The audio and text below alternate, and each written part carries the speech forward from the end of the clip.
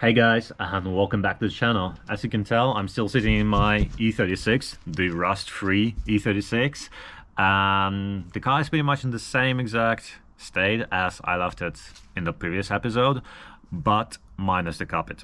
The carpet is removed and is sitting over there. The reason why? First of all, fire hazard. I didn't want to set another car on fire. Yes, it happened before.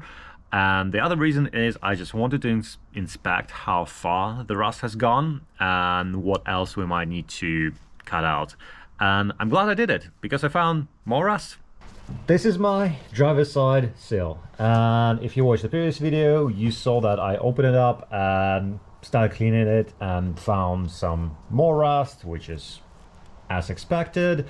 But what I didn't know was that it actually went a lot further along the seal, so it's probably like 2 feet from the start of the seal right here, so somewhere in the middle of the door.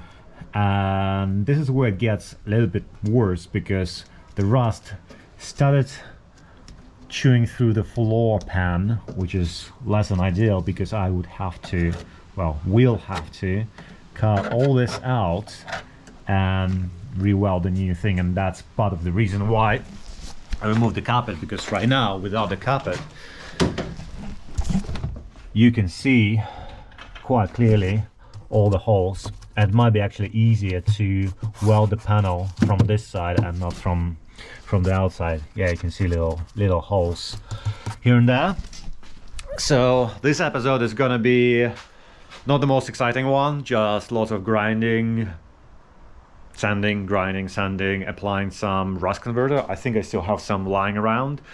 We're probably not gonna start welding anything in this one, but the goal is to clean everything out, try to make it as nice as possible, and hopefully this is where it stops, at least in this area, because guess what? I found more rust. Yeah, this is the same side, but the rear end, it's, yeah, it needs some work. Anyways, without further ado, let's cut the remaining seal off and start prepping the surface.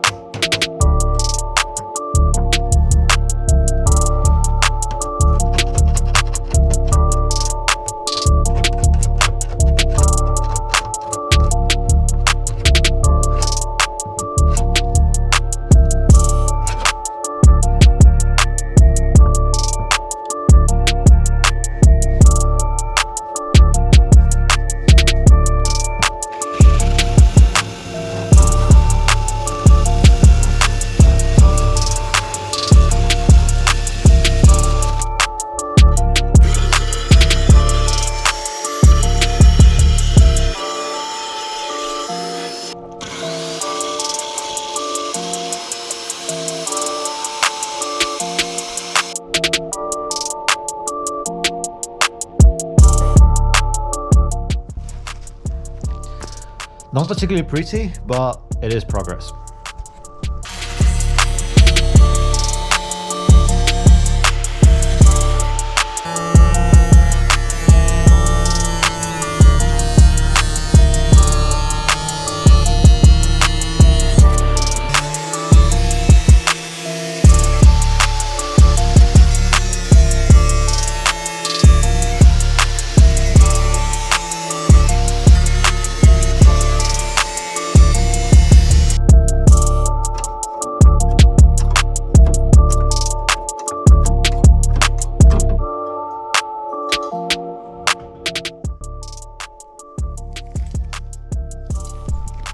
So with the rotten bit out, we can start working on the repair patch. There are many different ways to make a template for your repair panel. Quite often I use masking tape, but for this case I'm going to be using just white paper, simply because the bend of this piece is a bit too sharp and the masking tape just doesn't hold this kind of shape and profile, so that's why good old paper.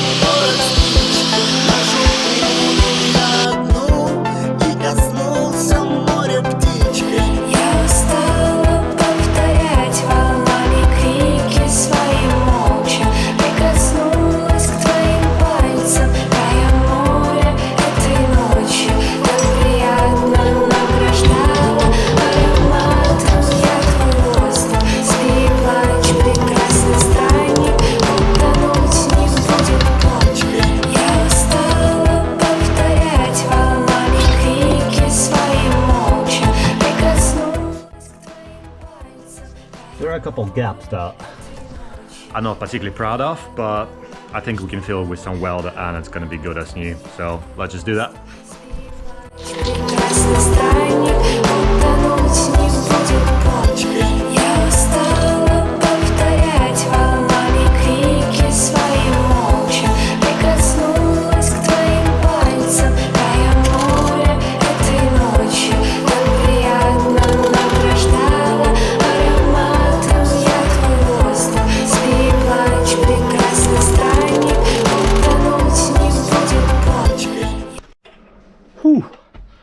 It's really hot in here and I put some horrendous welds, like awful welds. As you can see, absolutely horrendous. This is where I started, this is where I ended. This is a little bit better, but not perfect. I haven't welded in, well, over a year, I'd say. So yeah, I got crusty. Good thing that I'm starting on a thing that nobody will ever see. But yeah, I will continue welding and we'll give you a full update once I'm done.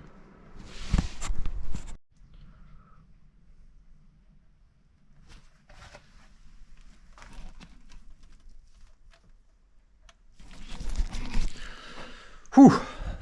It's been a lot of grinding simply because the welds were awful and yeah, I just didn't want to leave them like that, but it's okay. As I said, I haven't practiced in a while. I guess it's a blessing in disguise that I started working on this side where like it's hidden, and yeah, at least I dialed in the wire speed, the temperature, and everything seems to be working a lot better now.